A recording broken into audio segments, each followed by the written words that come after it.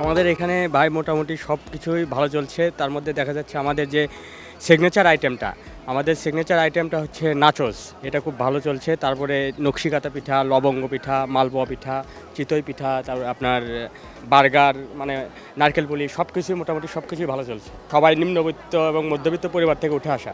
দেখা যায় যে এটার পাশাপাশি যদি আমরা পড়াশোনার পাশাপাশি এটা করতে পারি, তাহলে আমরা মা বাবাকেও একটু মানে সাহায্য সহযোগিতা করতে পারি, নিজেরাও একটু মানে ভালোভাবে চলতে পারতেছি। ডিউটিএস অনেক সুন্দর একটা আয়োজন করেছে।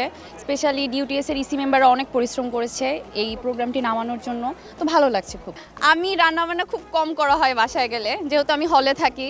তো বাসায় গেলে দেখা যায় যে আম্মুই সব কিছু করে, আম্মুই করে খাওয়ায় আমাদেরকে।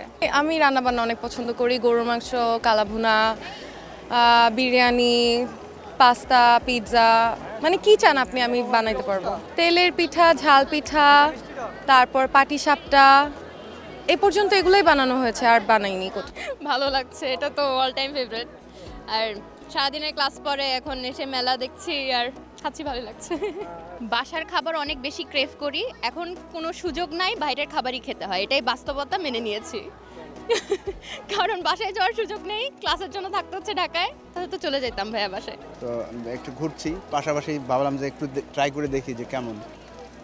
তো মোটামুটি ভালো কোয়ালিটি। আমরা বাচ্চাদেরকে নিয়ে একটু চেক করে দেখছি এবং একটু খেয়ে দেখছি যে কেমন।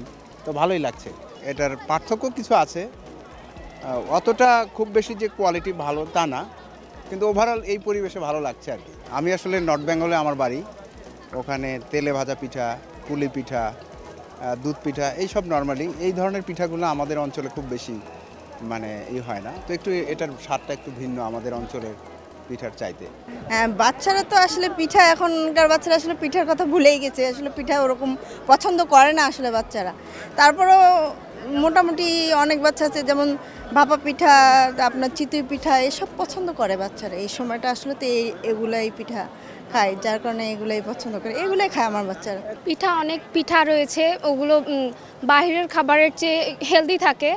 বাইরের খাবার যেহেতু এখন সাধারণত একটু আনহেলদি হয়ে যায়, যেহেতু বেশি তেলে ভাজা থাকে, আর বাসায় বানানো পিঠাগুলো সেই তুলনায় অনেকটা হেলদি হয়ে থাকে। আমি বেশিরভাগ বাসায় বানিয়ে খাই। জি, না আম্মু কিছু বলে না, তবে বাইরে খুব একটা খাওয়া হয় না, বানালে বাসায় বানিয়ে খাই। আমি জাস্ট নকশা পিঠাই খেয়েছি, অন্য কোনো পিঠা খাইনি, ভালোই ছিল। পিঠা তৈরি করা আগ্রহ আছে? আমি মোটামুটি পারি, চিতই পিঠা বানাতে পারি, নকশা পিঠা বানাতে পারি, মোটামুটি পারি আম্মুর সাথে। আম্মু বাসায় বানাচ্ছে, এটা আমরা দেখছি, আমরাও বানাতে পারবো দেখে। বাইরে কীভাবে বানাচ্ছে সেটা তো আর আমরা দেখতে পাচ্ছি না, পরিষ্কারভাবে বানাচ্ছে নাকি অপরিষ্কারভাবে বানাচ্ছে সেটাও তো দেখতে পাচ্ছি না। সেক্ষেত্রে বাসার পিঠাটাই বেটার আমার কাছে মনে হয়।